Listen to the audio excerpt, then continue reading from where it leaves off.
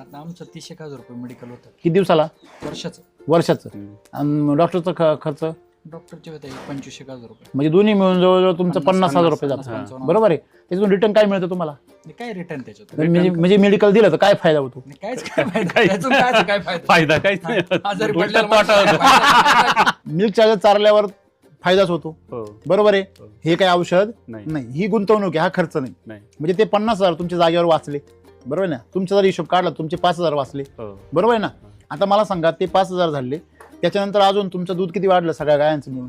तरी 10 लिटरच्या पुढे वाटलं एका टाइम. टोटल मिळून हा. एका टायमाला हो. 2 टायमाचं मिळून 20 लिटर दूध. 20 लिटर दूध. 20 लिटर दूध केवढ्यात झालं? 800 रुपयाचं दूध. 800 रुपयाचं दूध वाढलं. हा.